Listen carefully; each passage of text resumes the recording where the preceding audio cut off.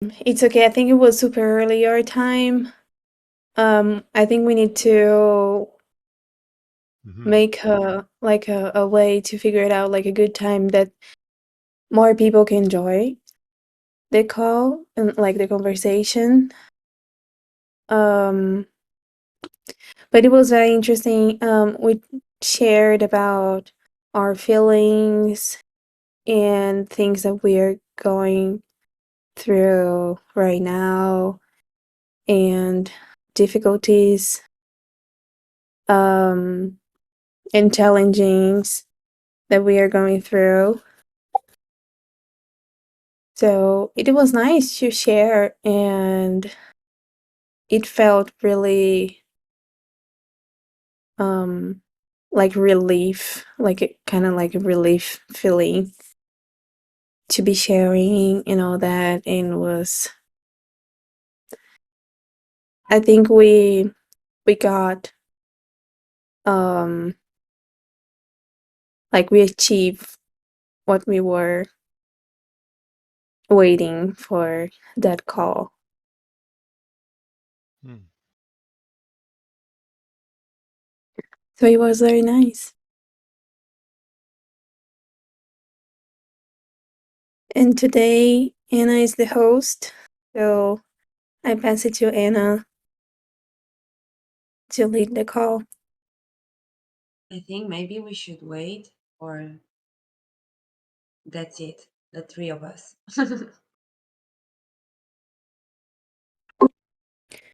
I think we can start. Okay, I don't. Yeah. okay, so today's call will be about something I consider it important, but um, unrelated directly to our research. I have prepared a presentation about emotions, after which we can talk freely. And after the presentation, I have prepared a mini game consisting of three questions. So let me share my screen.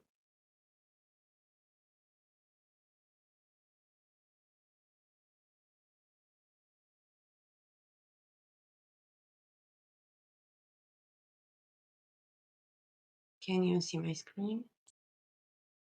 Yep. Cool. Yes. Okay. So specific emotions. Like a general approach regarding emotion, Isard proposes five assumptions. A. Emotions have a motivational role. B. Emotions organizes perception, cognition, and behavior. C. The emotion-behavior relationship develops early and remains so relatively stable over time. D. Emotional development contributes to development personality. And E. Personality, for example, traits and beliefs, influences the way we experience certain emotions. So today we are going to talk about anger, joy, sadness, disgust, and jealousy and envy. Anger. The controlled expression of anger might straighten the relationship between the two people involved. So, anger has two meanings. The negative meaning is associated with hostility and aggression. The positive meaning is preparing the body for attack or defense. Anger has a biological support and is socially constructed.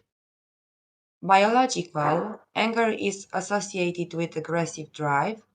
Psychological, anger is related to correcting a perceived mistake.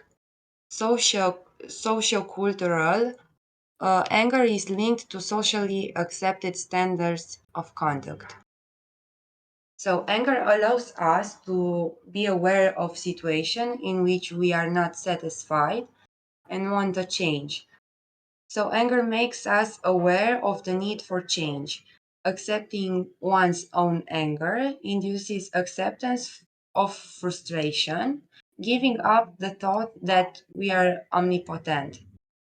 So anger is one of the first emotions developed in childhood and is associated with frustration. Later, it may be related to the correction of a perceived mistake, has strongly socially standardized expressions, can be one of the causes of aggressive behavior, and has a regulatory role in the space of interpersonal relationships. The second emotion is joy. Because of the personal and social impact of emotions, negative, people are rather concerned about how to control this emotion or reduce their impact than by how he could maintain a positive emotion. So, joy is related to the three systems: biological, psychological, and social. Is related to the optimal operation of the system's behavior. It's lived individually. That means each person having a tendency and a different ability from other people, remaining a subjective, individual construct. Joy makes us aware that our needs are being met and also gives us the energy to look for a similar situation, so it causes a desire. Joy, pleasure, well being makes us understand that the situation is favorable for us and that it's possible for this to happen again. For example, I'm satisfying with a meeting, so I'll be happy to see that person again.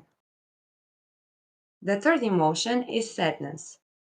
Perhaps the most important point to emerge from a considerations of sadness is that it's not always a negative emotion. Studies by Izzard, Stearns, and Lutz show that it's more pure than other emotions, it's less stressful, it's related to loss. So, sadness focuses on the self, an indicator that it's in a state of vulnerability, has a rather intrapersonal connotation than interpersonal, as opposed to anger, doesn't have an anticipatory character, unlike fear, and it's not perceived as negative in some societies. So, sadness expresses the need to be comforted for the loss suffered. It's one of the stages that allow us to say goodbye, to accept the loss in order to live the new situation, the new reality. Accepting one's own sadness means accepting one's own vulnerability. The fourth emotion is disgust. Although disgust appears to be universal, it doesn't seem to be innate.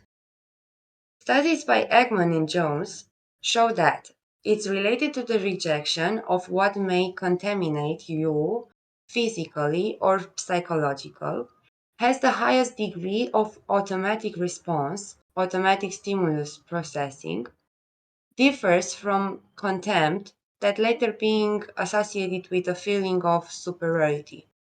It's associated with moral and aesthetic judgments. Although it seems to be a universal emotion, there is no empirical evidence showing that it's born. The fifth emotions are jealousy and envy. Envy should be used as a useful label for discontent feelings that come from social comparisons, whereas jealousy remains ambiguous in its use. Smith and Parrott, in a popular understanding, the two overlap semantically. Jealousy being the reaction to the threat of losing the condition a significant person and directing it to someone else, and envy having the reaction to the desire to have what one has someone else. So jealousy uh, is this: suspicion, rejection, hostility, fear. And envy, inferiority, dissatisfaction, self criticism. Jealousy is a complex emotion that includes feelings of fear, abandonment, anger, and humiliation. It occurs when a person perceives a threat to a valuable relationship from a third party. The threat can be real or imagined. Jealousy consists of one or more emotions, such as anger, resentment, inadequacy, helplessness, or disgust. In its original sense, jealousy is different from envy, with distinct psychological content, but is often used as a synonym. In fact, living with envy refers to the desire to own a thing, a material object, and not only that someone else has, such as a fast car or a house in the mountains, money, or jewelry. They can also be immaterial elements such as professional, academic, romantic successes. And this is the game. Uh, if you if you would enter this website, menti.com, and introduce this code, you should be able to play.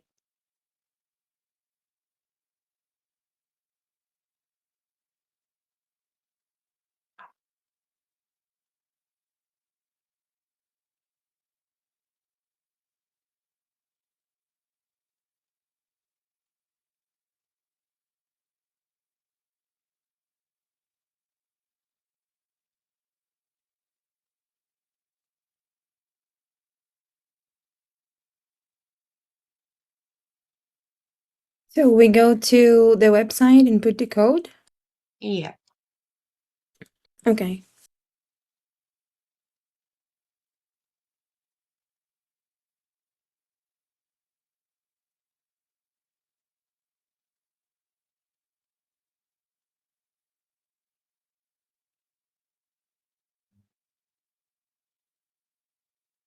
Okay, I'm done. It says wait for the presenter to show the next slide. Yes. Okay, cool. Bianca, did you enter? I'm getting the code.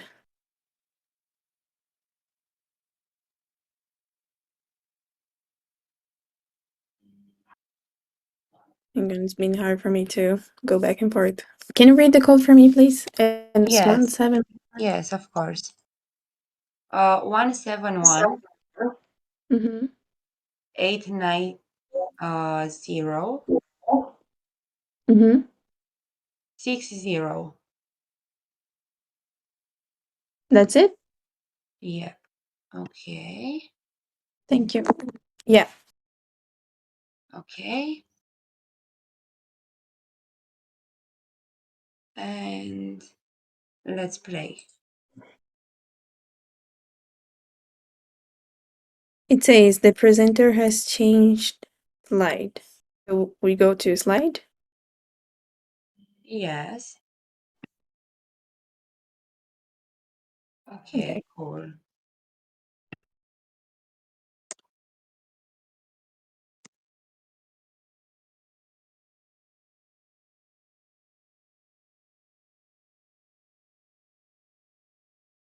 You need to write the answer.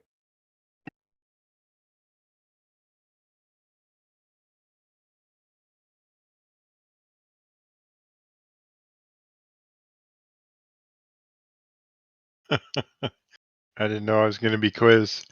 I'm Yeah. I'm actually working while I'm attending this, so there's no It's way I'm going to easy. remember. It's very, very easy. Yeah, sorry. I just didn't have an idea.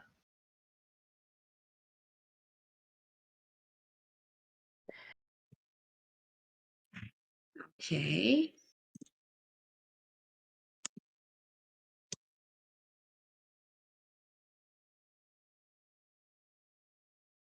I was trying to remember all the emotions. Okay, the next one.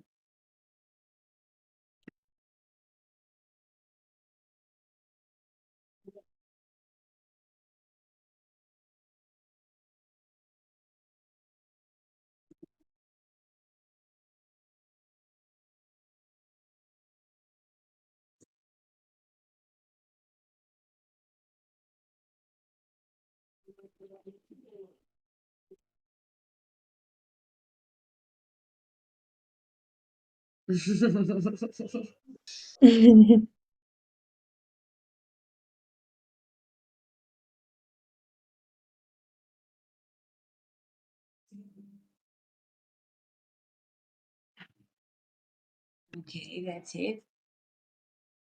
Only one answer.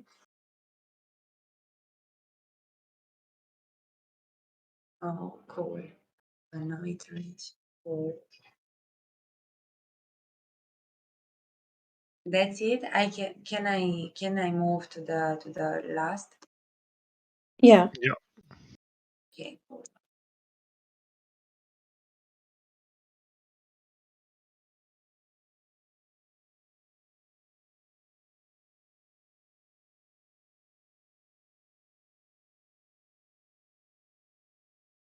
Come on, this is pretty easy.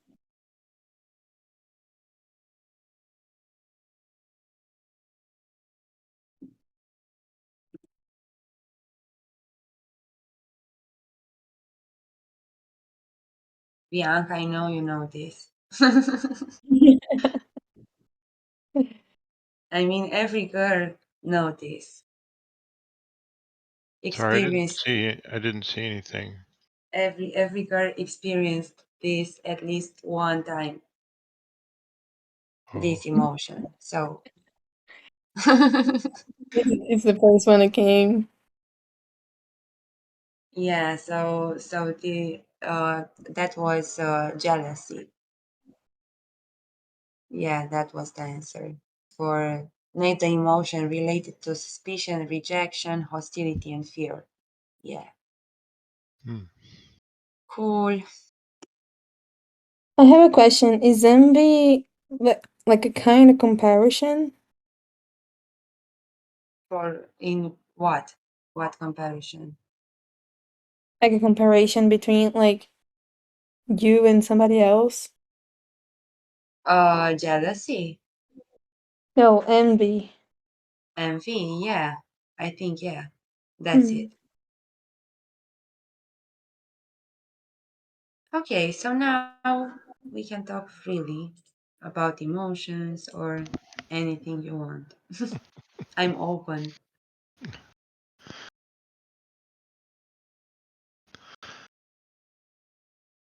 Yeah, I'm sorry. My autistic brain sometimes it doesn't catch up to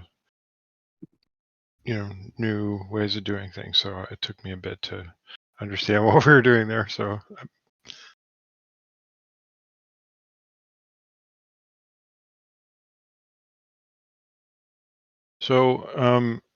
can we maybe relate to like this?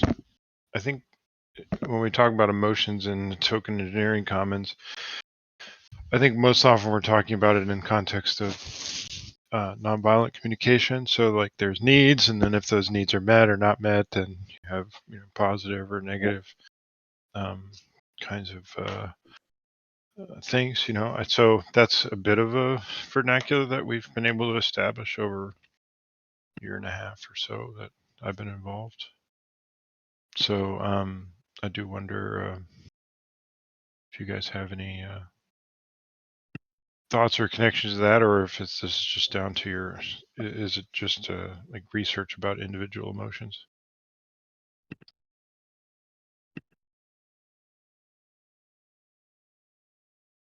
I didn't know that you have talked about this.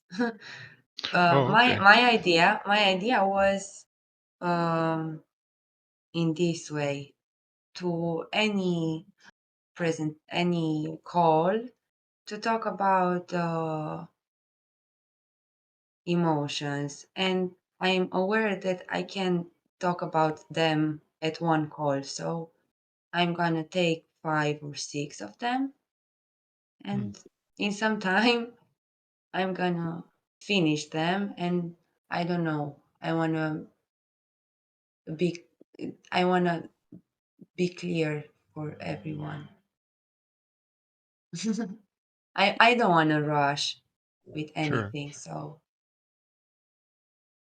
Yeah, I just uh, thought, since we've had discussions about emotions related to NVC in the past, it might be a useful way to you know, my talk my about the idea my offering idea process. was only to talk about something which is not related directly with the research. So Mm-mm-mm. today I prepared this. Yeah, it's all good. Cool, thank you. So I didn't know about your presentation or research, or can you tell me more? Yeah, I just was trying to clue you into the discussions that we might have had about emotions in the past. The way I've always brought that up is related to the Offner process of nonviolent communication. So, Hmm. um, and I think we talk about that a decent amount in Gravity and elsewhere.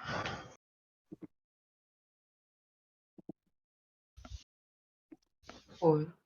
If you have any presentations related to human mind, would you please DM me? Well, Please. I would flood you with information. I just I have so many things. Um, That's all I need. I oh, mean, I'm aware I'm very very little, and I know so little, and I have to learn a lot. So okay. So can I share my screen with you for a second then? of course.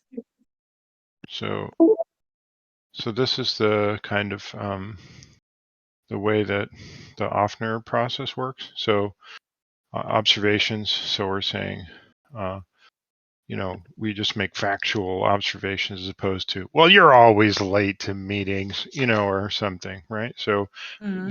you say, oh, the last, 4 out of the 5 times you've been attending this meeting, you've been late, or whatever, right? So Yeah. there's kind of a good way to do that and a bad way to do that, right? So then there's sort of feelings, but feelings exist, again in this positive or negative thing because um, your needs when they're met, you have positive feelings, right? And Mm-hmm. so there's a bunch of things like the feelings and needs wheels and things like that. So I think I normally just do a Google search for those because they're just uh,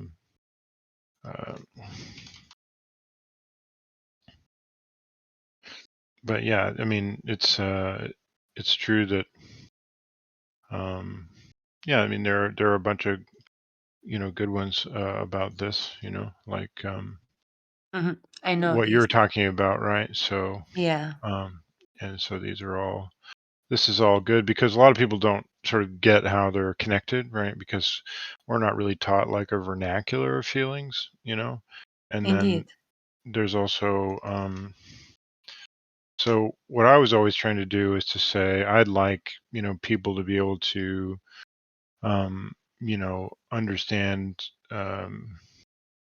like, so there's the needs, right? And then there's these sort of underlying Mm-hmm. things, so I kind of use these interchangeably to try to get people to understand that relationship. So I think because we are talking about sort of relationships and relational stuff, I'm often sort of talking about feelings and needs in context, right? So like if somebody came to me and said, well, you're always late to meetings, and my need for do you know what I'm saying, like harmony would not be met, and you know what I mean. So like then I could sort of explain things, but it is very mechanical feeling at first, there's no doubt about it, but then as you get better, you can say, okay, how do I get into my body about that? And, how do I sort of process, the kinds of things that you Mm-hmm. were talking about before, right? These,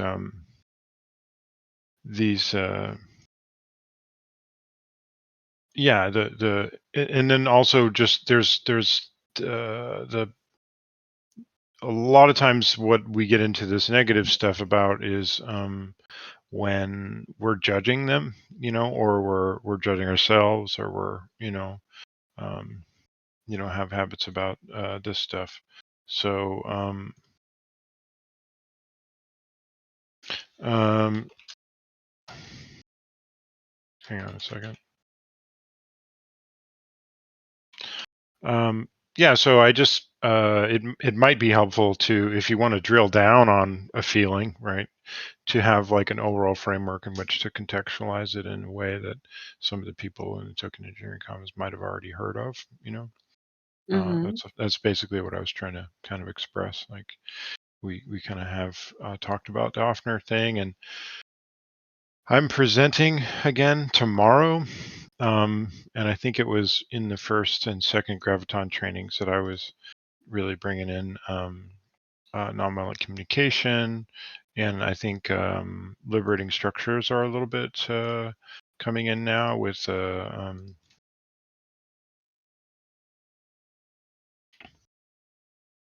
coming in a little bit now as ways to sort of handle people's feelings and needs using these different 30 different structures. So there's that. Plus, I often, when I'm talking, I have a whole 60-page PowerPoint on decolonization, and where I break down the nature of the mind and how it works and how all Yeah, this that's very cool. stuff, but one of the things I kind of get into, which is, it's very long, talks about, abuse and narcissism and how, cults work. And so I've, and what do you do to actually get sort of free of that? But there is, for me, there's a really basic sort of structure of how does one, think, and this uses the Hindu approach to psychology, which is easily identifiable in modern terms. So you could say tamasic thinking is like the denial part of things, right? And then usually denial and projection kind of go as a pair, and that's called rajas. So, and then there's this thing called vikshepa, which is the tossing of the mind that swings back and forth between denial and projection, right? And we have really big, massively loud, obvious examples of people who conduct themselves this way all the time. So it's, but the thing is what you can do, and my basic premise is that there's sort of left and right brain stuff, right? So if you turn this entire thing on the right side, so the revealing power of the mind, and then you can have the ego, which is made up of the tossing of the mind between likes and dislikes, and this Mm-hmm. kind of thing. So yeah, craving and aversion is a Buddhist way of putting it, right? And you can see that same set of things inside of the feelings and needs, right? Sorry, the Offner thing I was showing before. So, you know, you can see craving, aversion, is stuck in here too. So, so from an anatomical standpoint, like I call this the anatomy of a mistake, and this is in Indian psychology. This is how we sort of talk about that. But if you can actually put in dispassion, which is getting some distance from your thoughts or whatever, or you can create contentment. You can. What happens is the amplitude of the likes and dislikes and the denial and the projections kind of lessens as you go up towards sort of seeing a more complete version of the thing. And so I break this down, how this shows up in science and religion, and then I talk about, how do you get to, freedom. And this is not done, because basically what I was going to do is put like a little chapter for wake up, grow up, clean up, open up, and show up.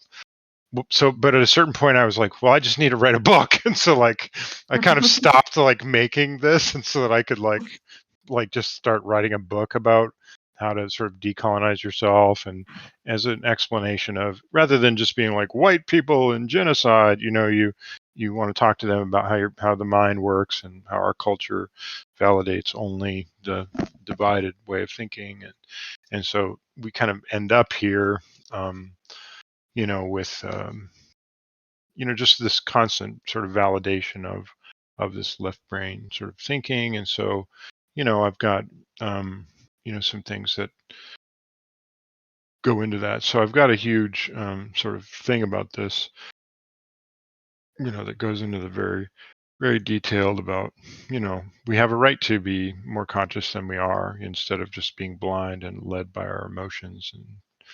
And I give, a lot of context, different mental models, how this can show up. And some of you might have seen me use these things in the past. I use that Offner model, and talk about, certain complex, things about equal and viral dynamics. And so I've got a big, a big, explanation about this all the way down into the spiritual and so on. So, What's that slide with yoga? um, You clicked it. well, yeah. So That one. yeah, this right here, this Uh, is it's Ashtanga Yoga. So basically, so you know how in Omega Group we have the ethical principles, right? We're talking about. Well, those are the first two limbs of Patanjali's Ashtanga Yoga system, right? So there's the things that you don't do, right? And then there's the okay. things you do, and then then there's the movements and breathing and sense withdrawal, all the way out to self-realization. And Mm. so yeah, so then we also have the four paths of yoga. And so I actually kind of used yoga as a way of sort of talking about how all of this works. And all of this is rooted in psychology, right? 100% of it is rooted in this sort of my Yeah. original graphic that I showed you, right? So from the combination of Rajas and Tamas, you get all of these sort of negative emotions, identity, fallacies. I mean, just all this different stuff comes from that, right? And so, yeah. So, like, I've got a million things like this. I teach a master's course on autism, and I've got, images that I've created for, you know, how many people are in a relationship, so I say that there's three people inside of every individual. There's this inherent self that they inherited, like my autism, that type of thing. And there's your inner child, and there's your mature self, and then how do you negotiate the relationship in between? So I got a whole bunch of different things like that. Did you you know. heard about anima and animus? I'm sorry. Did you heard about anima and animus? Yep. That concept? Yep. Yeah. That thing is in every one of us. hmm Yeah, and it actually, what I don't say when I say the inherent self is there's this concept of the accumulated karmic, stuff that you have going on, that Oh, okay. Okay. so I try to keep this to a little bit more of a Western audience, but all of this is rooted in all kinds of sort of Hindu and non-dual Advaita Vedanta principles and things. So yeah, I've gone down this rabbit hole quite a long ways. So yeah, so I try to take all of those things that I'm doing and include them in the. Basically, there's this idea that you have agency and autonomy, but the culture that you've grown up in is and very invested in sort of extracting that from you, And so, how do Yes. you actually get agency and autonomy when you're surrounded by a group of people that are constantly trying to take it from you?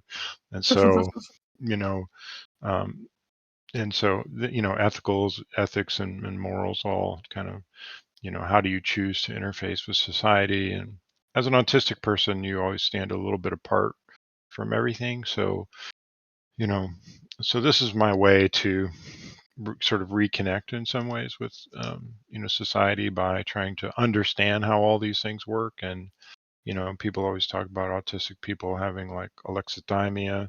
So, you don't have any way of sort of knowing the mind of another person. But, my point really is to sort of comprehensively disprove that in a typically, autistic manner. So I just, I have so many more things like this that I could show you, but yeah, this is a really, this is a special interest of mine. So I've pretty much consumed all human knowledge with respect to this. I know some people with autism, and they're pretty smart. Yeah. So Well, yeah, it's the way that I explain it is, because I can't filter anything. If I can stop myself from being overwhelmed by the fact that I can't filter anything, it also means that I have a lot more available data. And yeah. so, do you know what I mean? So I basically have worked on myself enough where I can take the fact that I have all this available data and then use it, So, and I hope you can see that I'm pretty effective at doing that. I would love to know how you see the world if you may choose between two options. Option one, friendly, and hmm option two, dangerous. Um, yeah, see, I don't really fall into the false duality camp too easily. Do you know what I mean? So for me, that's kind of a false duality, right? So, Okay. there are certain things about the world that are dangerous, and it's like there are known knowns and there are, unknown unknowns. Yeah, but I didn't want to know your I don't know, your point of reality or something like that. Just how you I don't know, perceive the world or feel the world or Well, it's a complicated answer to that question, and I'm starting to feel bad that I've taken over the whole conversation again. So I just wanted to be sure that I'm checking in with everybody. okay. Is this okay? Yeah. Um, so from um, so part of this is related to my spiritual practice, and that I kind of experience the world in 5 ways simultaneously. So I have kind of a karmic understanding of what my actions are doing. I have a understanding of do you know about the koshas? The best way Not that I can really. the best way that I can explain it is according to that. So let me share my screen again and show you what I mean.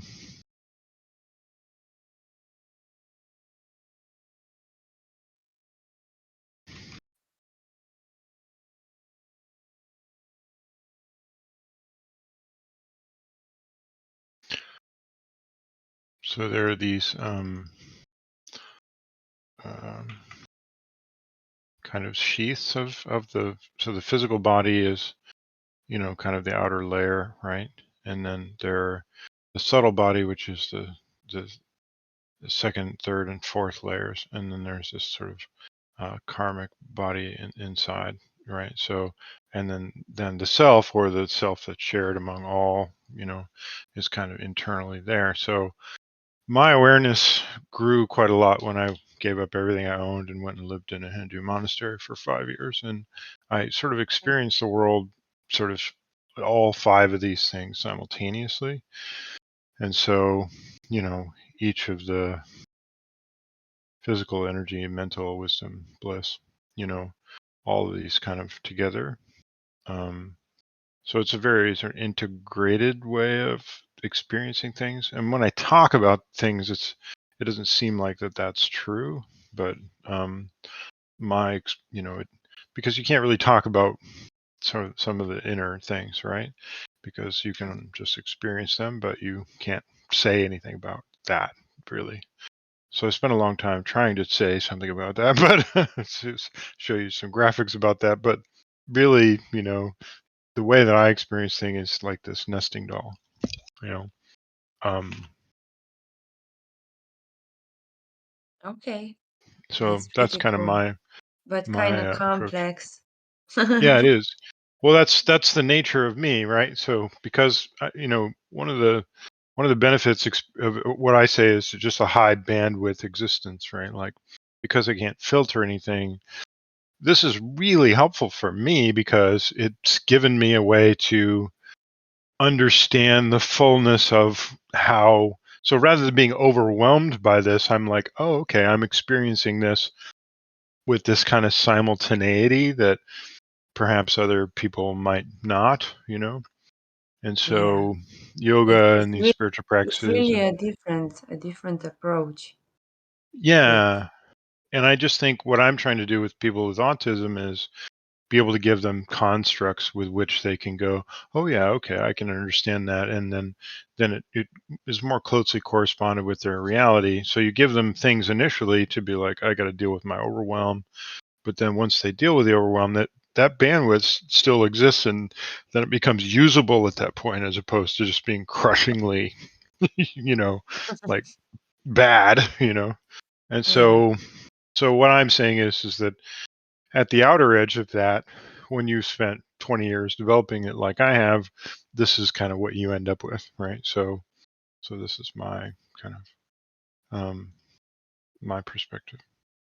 And it's from that I can produce just a giant amount of graphics and complicated things that, you know, you might see me, you know, producing all the time. And there's an encyclopedia of this stuff just living, you know, inside of me. So thanks a um, lot for sharing that with me. mhm. I really Yeah, appreciate it. I love how you can get all that information in your brain. Yeah, and I just kind of walk around with it, you know. So Yeah. and when I do graphics, it's like, okay, what do I know, and how to kind of resolve that You're like internally. a human PC. Well, let me show you guys something that might not be obvious. I'm going to drop off and I'll come back on my phone.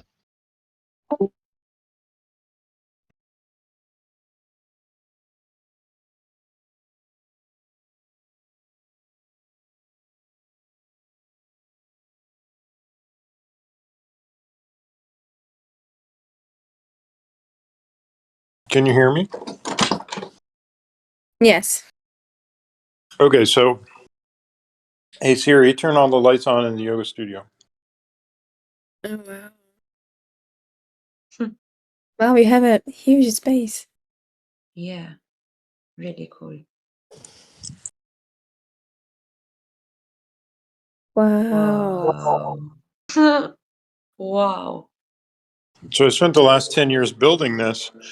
So to some degree, you know, when you build a building, it's about translating the complexity of your inner life into this sort of physical manifestation that has art. And I mean, like if you look at this has got the entire building is actually built around the center point of this upside down triangle. Mhm. And this upside down triangle represents the number 3, the number 9, and the number 108, which is the symbol of my Ishtadevata, which is Durga. Das means servant, so that's my username. So this is the goddess Durga, and this is, because it's an upside down triangle, represents the female energy. But there's just a million things like, hey Siri, turn off the shrine lights. So I've used this traditional way of building things, but I'll just turn it off with my phone, I guess. So I don't know. Can you see the shadows? How Mhm. Yeah. they line up symmetrically? So the reason why I'm saying that is because I wanted to have these lotus petals, right? And I wanted this sort of design, but what I didn't realize was going to happen was that I was going to have this perfectly symmetrical shadow lines that would connect exactly with, you know. And so Yeah, there's very this cool. thing that you're doing with your consciousness where you're saying, I want to do this in this certain kind of way, but then there are these side effects that you discover after the fact. You know what I'm saying?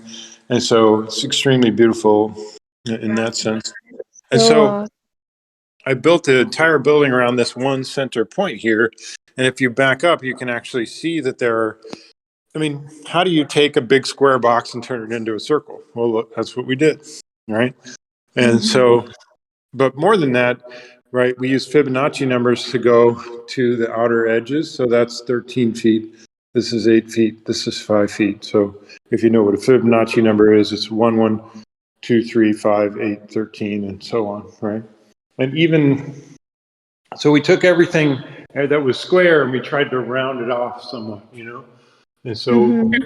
and so we, so even on the floor, you see, I've got a big square floor. So what I did was I made a curve, you know, and I also used Fibonacci numbers to determine how many feet this was going. This is 13 feet. This is 8 feet. And so we did all these different things. Like, and if you look at this, the Ajna Chakra, which is the third eye, that third eye that gets us through things, back into the graphic I was showing you about Sattva, the ability, the revealing power of the mind, has these two petals.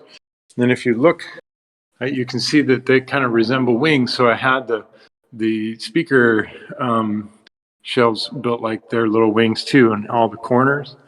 And so the point I'm trying to make is that there's all of this is very complex and has complex interrelationships and harmony. So, for example, this half round that we built is the exact distance of the half round that we made here. And I mean, this is 7 years of work. I mean, look at how this is. I mean, look at how they connect. You see, Yeah, Wow. very, very Super cool. impressive. right? And even see how we've got like I wanted them to be like the inside of a cave, right? So when you're in the place, it's a little bit like Plato's cave. So I I have all these different layers of coloring that would be like you were on the inside of a cave where it has all the sediment and everything all layered up that you can see, you know. Mm. And so like so we put an awful lot of thought into how it works. I mean, we have a hobbit door, you know, Yeah. for the front door, and we have this as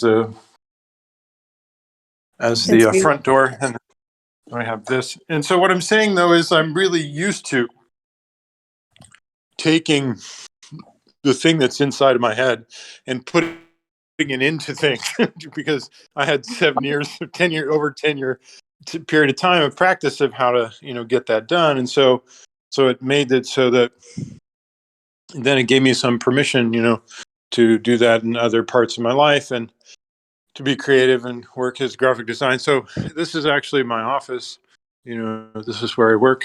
And so, yeah, and a lot of it was inspired by this painting that you see behind me all the time, which Mhm. is this guy. And I learned all about sacred geometry and about Hindu mythology and how to take sacred numbers and things and put them all into. So, so my process has been one of, you know, trying to make it so that I'm translating these things. So when people come into a house and they see, you know, like look how cool this is. You put the light on in here. You know, cob houses are very famous for having, you know, bottles and things in them. So, you know, and look at that. See, we on purpose put a thing there so we could put flowers, and we have a tea station. And I had to think of this like 10 years ago.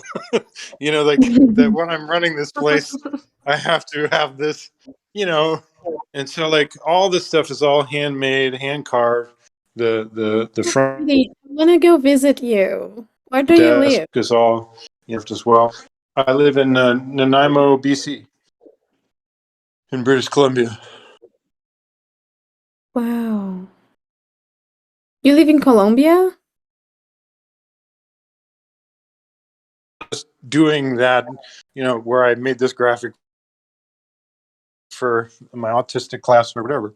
I've also spent, you know, a long time translating these things into other, you know, areas, and I'm trying to be consistent so that whenever I'm talking, I'm sort of having um, if I'm talking at one level, I can go all the way into, human and organizational development. That's so that I'm being congruent and consistent and clear. So anyway, I just wanted to kind of show you that, just because I wanted to sort of tell you, that I've been practicing this for a long time. So I'll be right back. Wow. Very, very cool house. Wow. Wow. Amazing house. So We yeah, got I an entire practice at that. tour in your house. That I'm was sorry. amazing. We got an entire tour. Yeah. Yeah.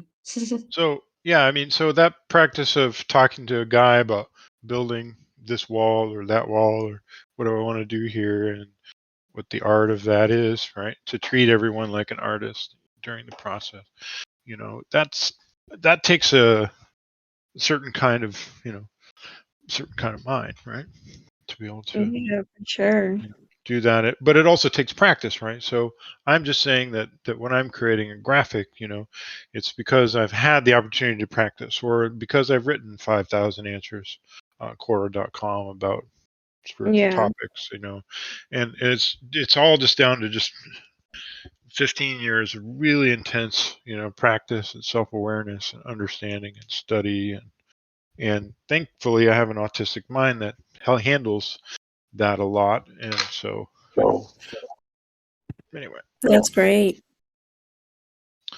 So yeah, so it's not just, I mean, I haven't even showed you the outside. The outside, I got a Lord of the Rings wall on one side. I've got a mandala that's, represents the sun on one side. We've Wow. reconstructed an entire banyan tree. I don't know if you've ever seen a banyan tree, but it's very complicated, looking tree. I don't know what a bandit tree is. I have to search to Yeah, see a here. picture. Well, I'll show you like an example.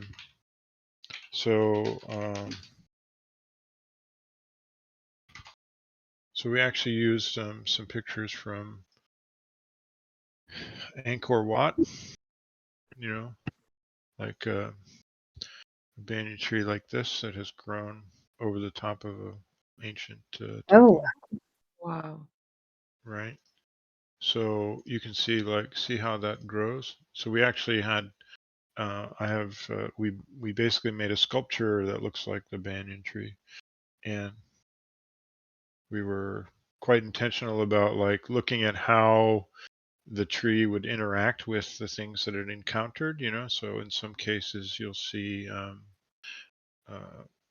it would work its way around a big rock or something, and we included rocks in there, and this were molded um, that's amazing.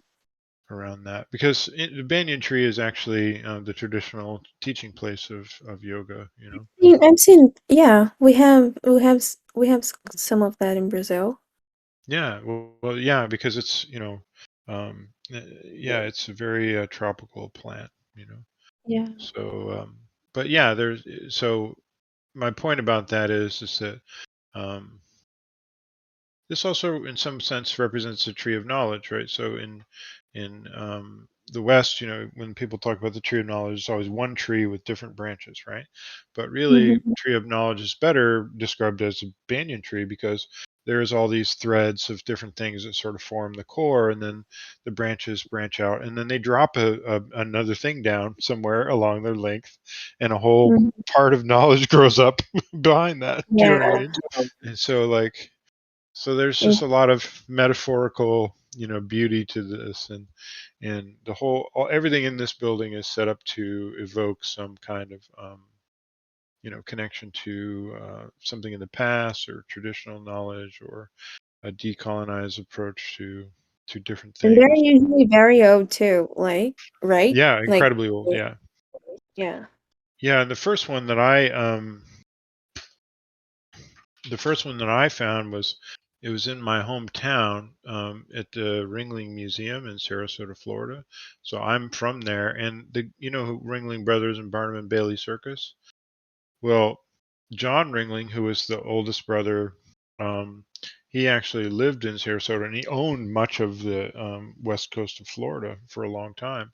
And because he was traveling around the world all the time with his circus, he would get all these different tapestries from India and all over the world, and then he brought back plants. One of the plants he planted in his